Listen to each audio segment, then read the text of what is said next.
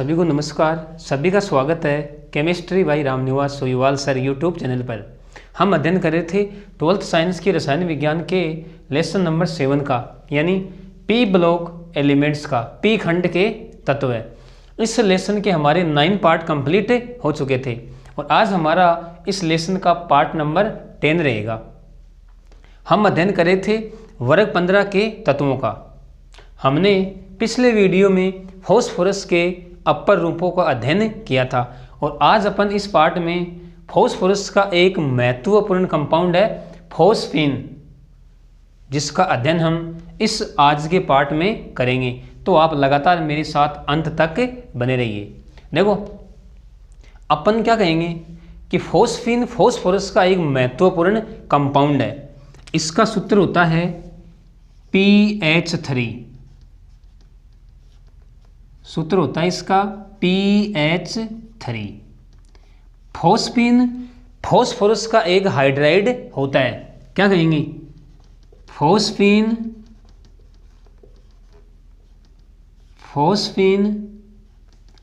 Phosphorus का phosphorus का एक हाइड्राइड है।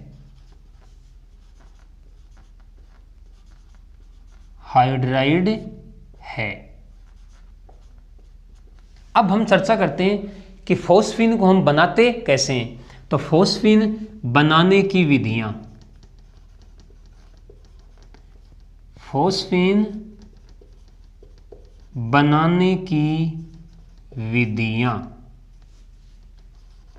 या अपन कह सकते हैं फॉस्फीन के निर्माण की विधियां।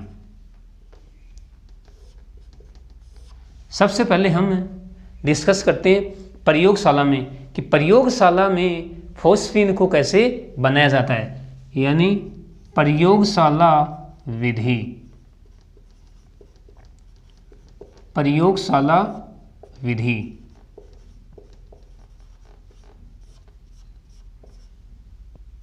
देखो, प्रयोगशाला में फॉस्फीन को बनाने के लिए श्वेत फास्फोरस को CO2 के अक्रिय वातावरण में NaOH के साथ गर्म किया जाता है, जिससे हमें फॉस्फीन गैस प्राप्त होती है। इसका अध्ययन हमने पिछले वीडियो में भी किया था, यानी हमने जब श्वेत फास्फोरस की रासायनिक अभिक्रियाएं देखी थी, वहाँ पर भी हमने फॉस्फीन गैस का निर्माण किया था। तो अपन क्या कर सकते हैं? अपन कह सकते हैं श्वेत फास्फोरस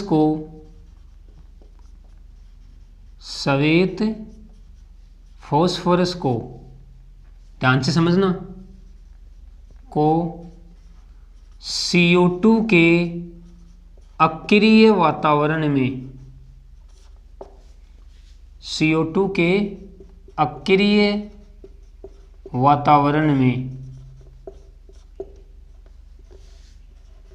NaOH के साथ गर्म करने पर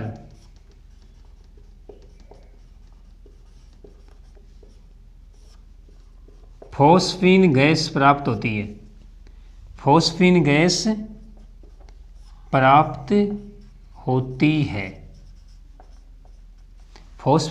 प्राप्त होती है। देखो, P4 प्लस 3NaOH जलीय विलयन के साथ अभिक्रिया होती है, तो 3H2 CO2 का अक्रिय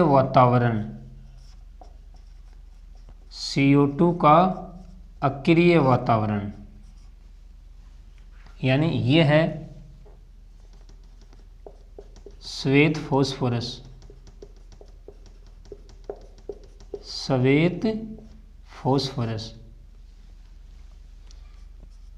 PH3 प्लस 3NaH2PO2, ये तो है फॉस्फीन फोस्फीन, और ये है सोडियम हाइपोफॉस्फाइट,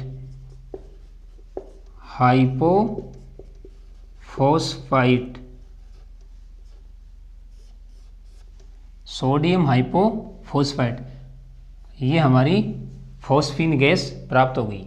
अब देखो, शुद्ध अवस्था में फॉस्फीन अज्वलनशील होती है।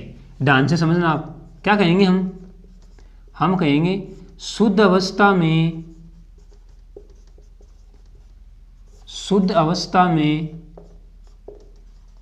फॉस्फीन अज्वलनशील होती है,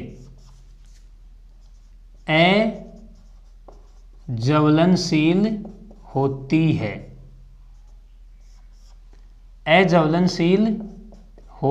है। और यदि यह वायु में आग पकड़ लेती है तो हम क्या कहेंगे कि फॉस्फीन अशुद्ध अवस्था में होती है। यानी अपन कहेंगे यदि फॉस्फीन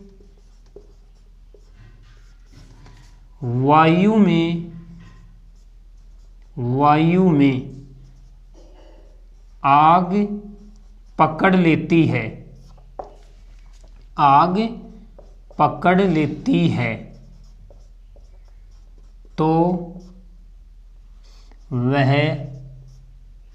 अशुद्ध अवस्था में होती है, अशुद्ध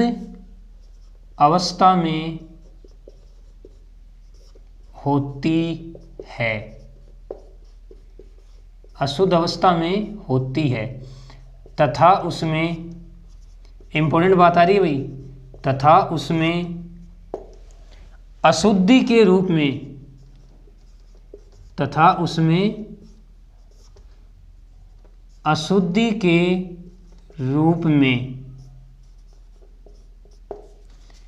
P2H4 व P4 उपस्थित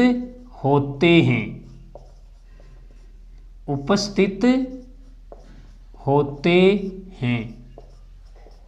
देखिए क्या कहा हमने कि शुद्ध अवस्था में फॉस्फीन अज्वलनशील होती है।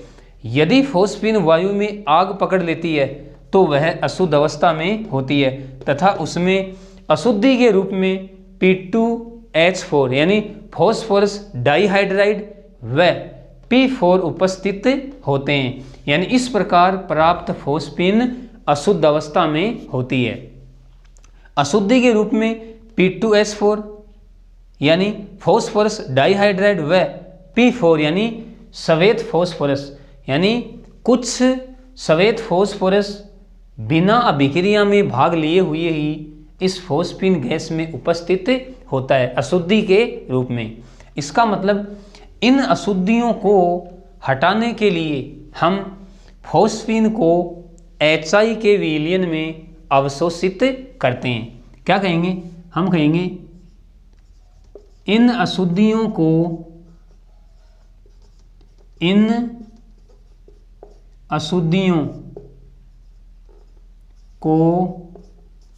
हटाने के लिए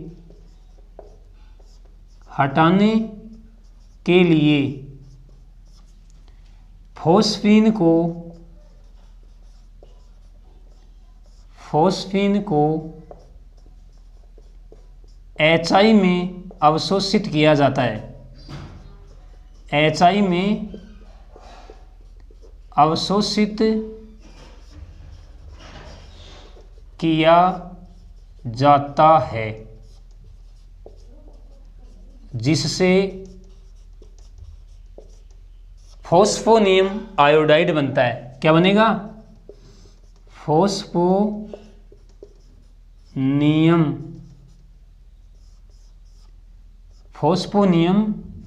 आयोडाइड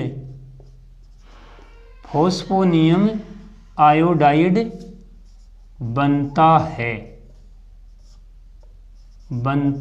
है, जिसकी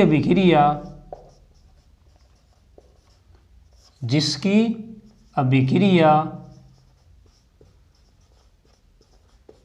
KOH के साथ करवाने पर KOH पोटेशियम हाइड्रोक्साइड के साथ करवाने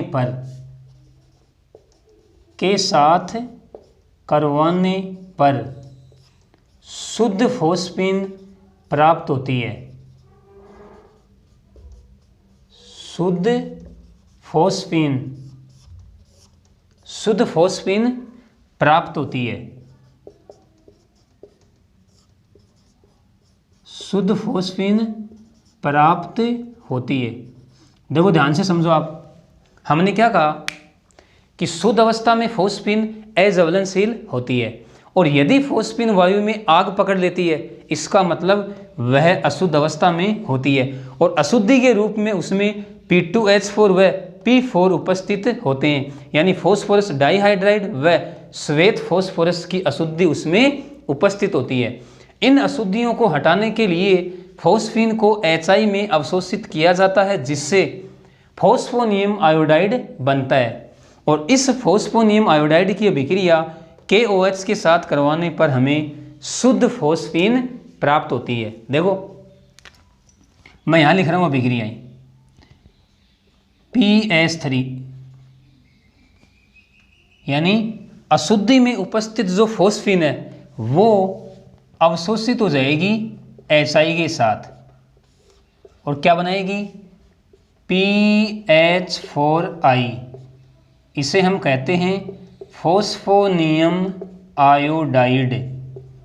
क्या कहेंगे, अरे लवण बन गया ये, फॉस्फोनियम आयोडाइड। और अब इस फॉस्फोनियम आयोडाइड की अभिक्रिया PH4I, इसकी अभिक्रिया करवाई जाती है KOH के साथ, तो हमें शुद्ध फॉस्फीन प्राप्त होती है। साथ में क्या बनेगा Ki प्लस H2O। ये जो फॉस्फीन है ये हमें शुद्ध अवस्था में प्राप्त होती है, शुद्ध अवस्था। तो इस प्रकार हम प्रयोगशाला विधि से फॉस्फीन गैस का निर्माण कर सकते हैं। वापस से मैं आपको रिपीट करवा रहा हूँ, प्रयोगशाला विधि में श्वेत फॉस्फोरस को CO2 के अक्रिय वातावरण में NaOH के साथ गर्म करते हैं, जिससे हमें फॉस्फीन गैस प्राप्त होती है। इस फॉस्फीन गैस में कुछ अशुद्धियाँ उपस्थित होती हैं। अशुद्धियों के रूप में P2S4 व P4 उपस्थित होते हैं। हमें अशुद्ध फॉस्फीन का पता कैसे चलेगा कि यदि फॉस्फीन वायु में आग पकड़ लेती है तो वह अशुद्ध अवस्था में होती है। अशुद्धि के रूप में P2S4 व P4 उपस्थित होते हैं, और इन अशुद्धियों को हटाने के लिए फॉस्फीन को HI में अवशोषित किया जाता है, जिससे फॉस्फोनियम आयोडाइड बनता है, जिसकी अभिक्रिया KOH के साथ करवाने पर हमें शुद्ध फॉस्फीन प्राप्त होती है। ये दोनों अभिक्रियाएं, यानी जो फॉस्फीन है वो इस HI विलयन में क्या हो जाएगी, अवशोषित, और क्या बनाएगी फॉस्फोनियम आयोडाइड। अशुद्धियाँ हैं वो शेष रह जाएंगी। फिर इस फॉस्फोनियम आयोडाइड की अभिक्रिया KOH के साथ करवाते हैं तो हमें शुद्ध फॉस्फीन प्राप्त हो जाती है, साथ में Ki और H2O बन जाता है। तो ये हमारी पहली विधि हो गई प्रयोगशाला विधि। दूसरी विधि अपन देखते हैं। दूसरी विधि है हमारी कैल्शियम फॉस्फाइड से, यानी हम कैल्शियम फॉस्फाइड से भी फॉस्फीन गैस का निर्माण कर सकते हैं।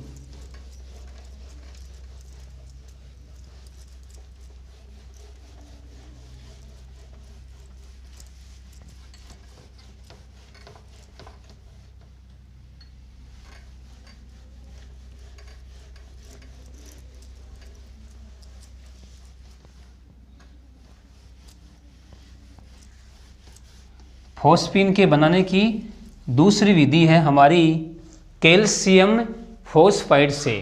देखते हैं कि कैल्शियम फॉस्फाइड से हम किस प्रकार फॉस्फीन गैस का निर्माण करते हैं। तो सेकंड विधि है हमारी कैल्शियम फॉस्फाइड से। कैल्शियम फॉस्फाइड से। देखो हम कैल्शियम फॉस्फाइड की अभिक्रिया करवाएंगे, एक तो जल के साथ और एक HCl के साथ, तो हमें फॉस्फीन गैस प्राप्त होती है। देखो Ca3P2 ये रहा हमारा कैल्शियम फॉस्फाइड। पहले हम इसकी अभिक्रिया जल के साथ करवाते हैं तो हमें फॉस्फीन गैस प्राप्त होगी 2PS3 प्लस साथ में 3CaOH की होल ट्वाइस, यानी 3 मोल कैल्शियम हाइड्रोक्साइड के प्राप्त होते हैं। ये हमारी फॉस्फीन गैस प्राप्त होगी। इसी प्रकार अपन कैल्शियम फॉस्फाइड की अभिक्रिया HCl के साथ करवाएंगे तो भी हमें फॉस्फीन गैस प्राप्त हो जाएगी और साथ में 3CaCl2 6 Cl 3 calcium 3 calcium 2 phosphorus 6H और 6H, तो ये हमारी फॉस्फीन गैस प्राप्त हो गई। फॉस्फीन गैस, तो ये तो हमारी 2 विधियां थी फॉस्फीन के बनाने की, पहली प्रयोगशाला विधि और दूसरी कैल्शियम फॉस्फाइड से। अब हम फॉस्फीन की संरचना देखते हैं कि फॉस्फीन की संरचना कैसी होती है। अब हमारी हेडिंग क्या रहेगी, स्ट्रक्चर ऑफ फॉस्फीन, फॉस्फीन की संरचना।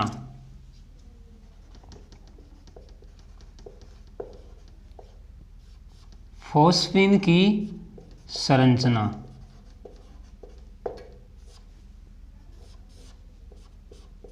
देखो हमें पता है फॉस्फीन में जो केंद्रीय परमाणु होता है उसमें संकरण sp3 होता है। हम क्या कहेंगे, फॉस्फीन में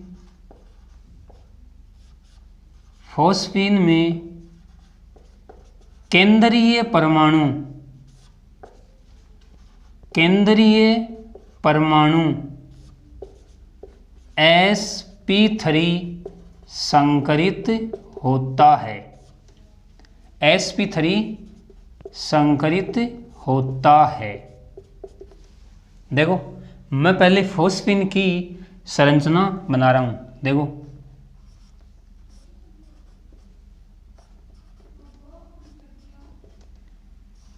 ये होता है एकाकी इलेक्ट्रॉन युग्म, यानी अपन कह सकते हैं लोन पेयर।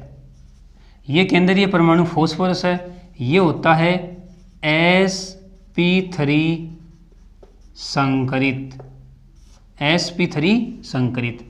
यानी बात सीधी सी ये है कि केंद्रीय परमाणु के पास 4 sp3 संकरित कक्षक होते हैं, जिनमें से 3 sp3 संकरित कक्षक तो 3 हाइड्रोजन के साथ 3 सिग्मा बंधों का निर्माण करते हैं और चौथे sp3 संकरित कक्षक में एकाकी इलेक्ट्रॉन युग्म उपस्थित होता है।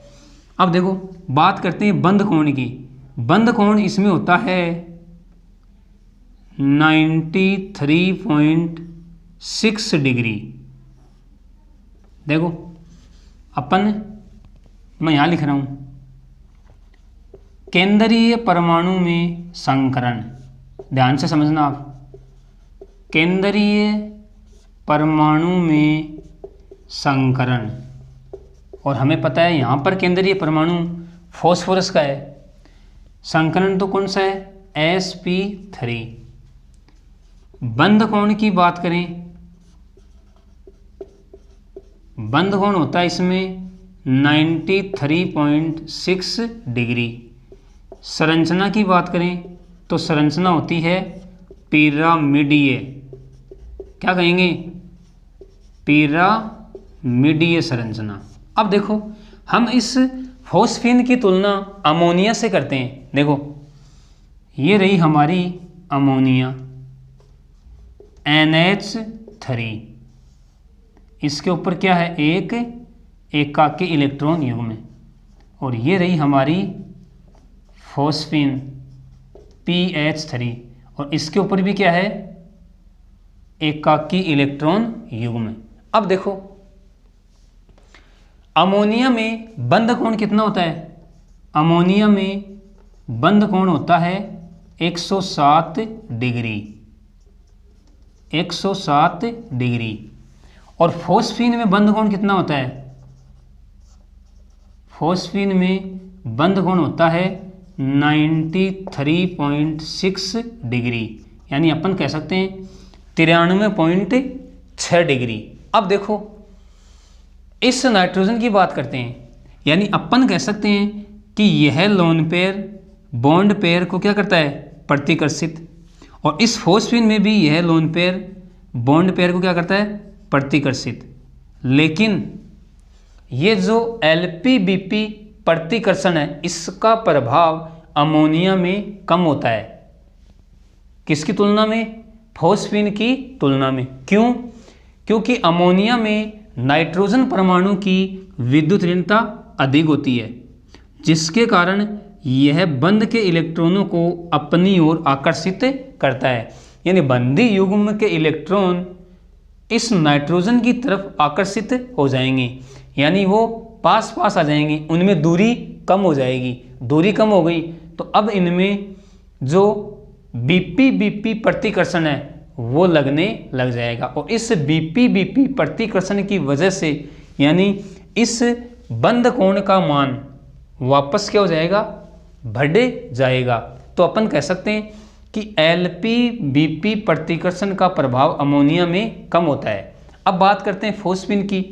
फॉस्फीन में फॉस्फोरस परमाणु की विद्युत ऋणता नाइट्रोजन से कम होती है, यानी इसमें बंधी इलेक्ट्रॉन फॉस्फोरस की तरफ आकर्षित नहीं होते हैं, जिसकी वजह से यहाँ पर LP और BP प्रतिकर्षण अमोनिया की तुलना में ज़्यादा होता है। इसलिए फॉस्फीन में बंध कोण 93.6 डिग्री होता है और अमोनिया में बंध कोण 107 डिग्री होता है। इसकी चर्चा हमने पिछले वीडियो में भी कर रखी है। अब देखो अमोनिया में नाइट्रोजन परमाणु की विद्युत ऋणता अधिक है, यानी ये बंधी युग्म के इलेक्ट्रॉनों को अपनी ओर आकर्षित कर रहा है। यानी इसका मतलब अमोनिया में नाइट्रोजन परमाणु पर इलेक्ट्रॉन घनत्व बढ़ जाता है, जिसकी वजह से यह अपने लोन पेयर को आसानी से प्रदान कर देता है। यानी अपन अमोनिया और फॉस्फीन की क्षारीय सामर्थ्य की तुलना करें, क्षारीय सामर्थ्य की, तो अपन कहेंगे कि अमोनिया का क्षारीय सामर्थ्य फॉस्फीन की तुलना में अधिक होता है। यानी अगर हम क्षारीय सामर्थ्य का क्रम लिखें तो इनका क्रम ये आएगा, यानी अमोनिया फॉस्फीन की तुलना में प्रबल क्षार होती है। क्यों? क्योंकि यह अपने लोन पेयर को आसानी से डोनेट कर देती है फॉस्फीन की तुलना में। तो इस बात का भी आप ध्यान रखोगे। ये हमने फॉस्फीन की अमोनिया के साथ तुलना देख ली। अब हम बात करते हैं फॉस्फीन के भौतिक गुणों की। देखो हमने बनाने की विधि देख ली, फॉस्फीन की संरचना देख ली। अब हम फॉस्फीन के भौतिक गुणों की चर्चा करते हैं। तो अब हमारी हेडिंग क्या रहेगी, फॉस्फीन के भौतिक गुण।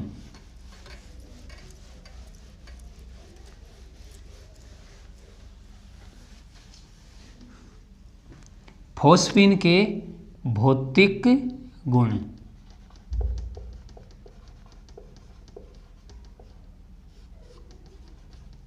फॉस्फीन के भौतिक गुण।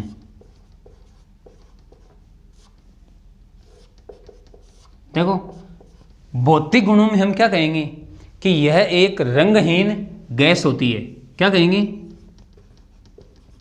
यह एक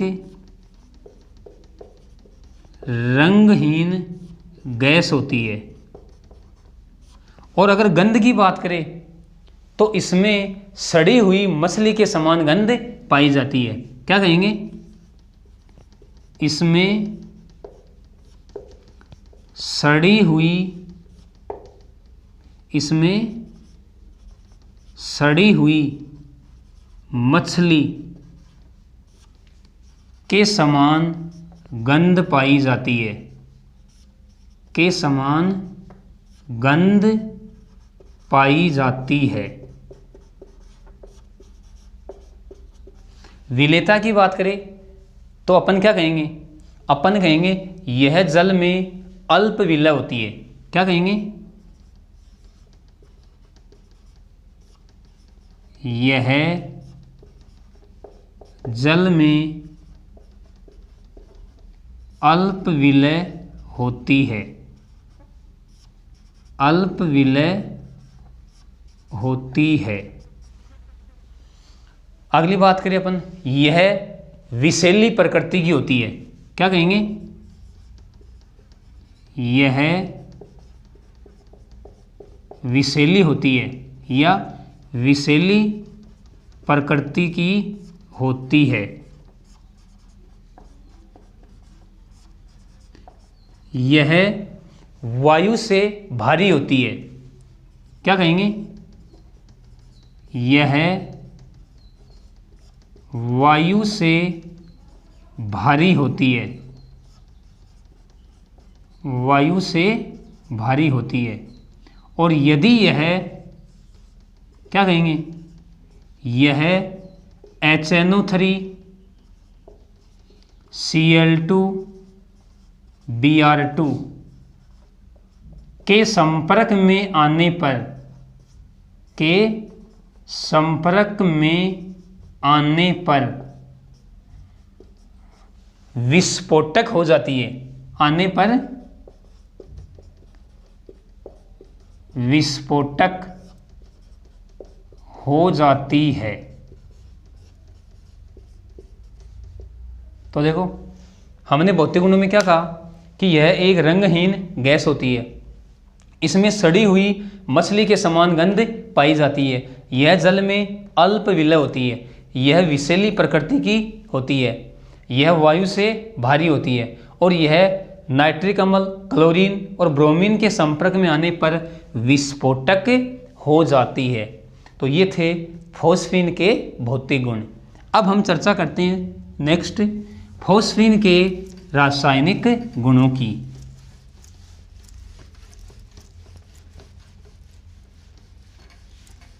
फॉस्फीन के रासायनिक गुण।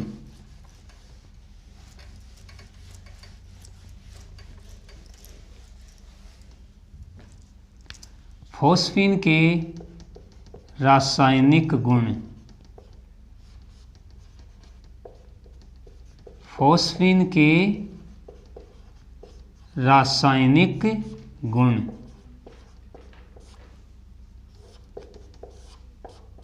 देखो, रासायनिक गुणों में हम क्या कहेंगे कि फॉस्फीन दुर्बल क्षारीय प्रकृति की होती है। क्या कहेंगे? फॉस्फीन दुर्बल क्षारीय प्रकृति की होती है, दुर्बल क्षारीय प्रकृति की होती है। अब देखो, क्षारीय प्रकृति की है, इसका मतलब क्या हुआ कि यह अम्लों के साथ अभिक्रिया कर लवण बनाएगी। तो क्या कहेंगे? यह अम्लों के साथ अभिक्रिया कर, यह अम्लों के साथ अभिक्रिया कर, अभिक्रिया कर फॉस्फोनियम, फॉस्फोनियम लवण बनाती है, फॉस्फोनियम लवण बनाती है। देखो, कुछ एग्जाम्पल ले रहे हैं अपन, जैसे ये हमारी फॉस्फीन गैस, इसकी अभिक्रिया हम करवा दें HBr के साथ, तो क्या बनेगी ये PH4Br, यानी ये बन गया हमारा फॉस्फोनियम ब्रोमाइड। क्या बन गया, फॉस्फोनियम ब्रोमाइड। इसी प्रकार हम इसकी अभिक्रिया करवा दें HI के साथ, PH3 प्लस HI, तो क्या बनाएगी, PH4I, और इसे हम कहते हैं फॉस्फोनियम आयोडाइड। फॉस्फोनियम आयोडाइड, यानी बात सीधी सी है, फॉस्फोनियम लवणों का निर्माण हो जाता है। तो ये तो हुई फॉस्फीन की दुर्बल क्षारीय प्रकृति। नेक्स्ट अपन बात करते हैं कि phosphine copper sulphate, phosphine copper sulphate यानी CuSO4 व मर्क्यूरिक क्लोराइड, मर्क्यूरिक क्लोराइड यानी HgCl2 में अवशोषित हो जाती है, में अवशोषित हो जाती है, में अवशोषित हो जाती है। देखो क्या कहा हमने कि फॉस्फीन कॉपर सल्फेट CuSO4 व मर्क्यूरिक क्लोराइड HgCl2 में अवशोषित हो जाती है। देखो 3CuSO4 प्लस 2PH3, तो देखो क्या बनेगा, एक तो बनेगा Cu3P2 और प्लस साथ में क्या बनेगा 3H2SO4। इसी प्रकार हम ले सकते हैं 3HgCl2 प्लस 2PH3, तो क्या बनेगा Hg3P2 प्लस अपन कह सकते हैं 6 तो क्या है Cl और 6 ही क्या है H, तो 6HCl। तो क्या कहा हमने कि फॉस्फीन कॉपर सल्फेट व मर्क्यूरिक क्लोराइड में अवशोषित हो जाती है। तो ये हो गए हमारे फॉस्फीन के रासायनिक गुण। अब हम अंत में फॉस्फीन के उपयोग की चर्चा करते हैं कि फॉस्फीन का उपयोग कहाँ होता है। तो अब हमारी हेडिंग क्या रहेगी, फॉस्फीन के उपयोग।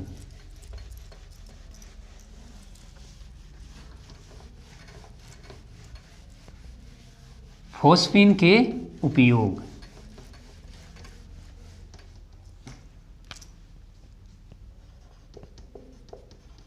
फॉस्फीन के उपयोग।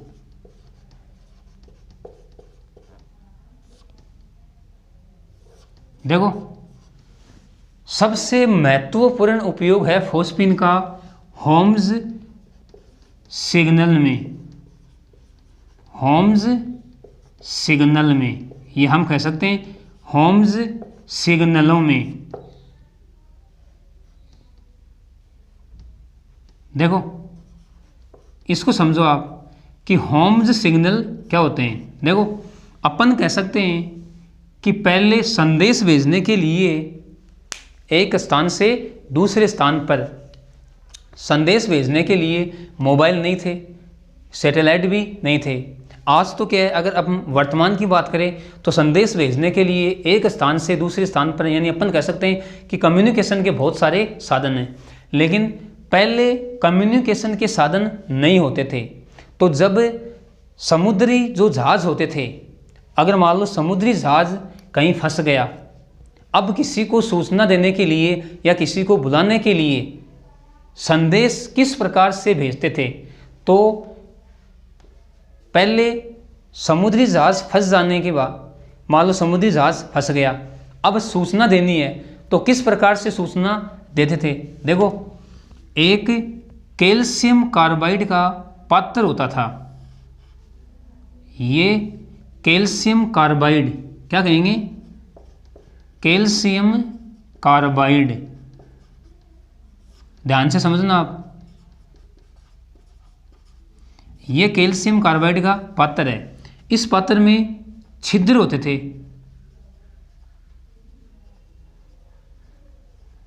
और इस छिद्र युक्त पात्र में फॉस्फीन को रखा जाता था और फिर इसको समुद्र में फेंका जाता था।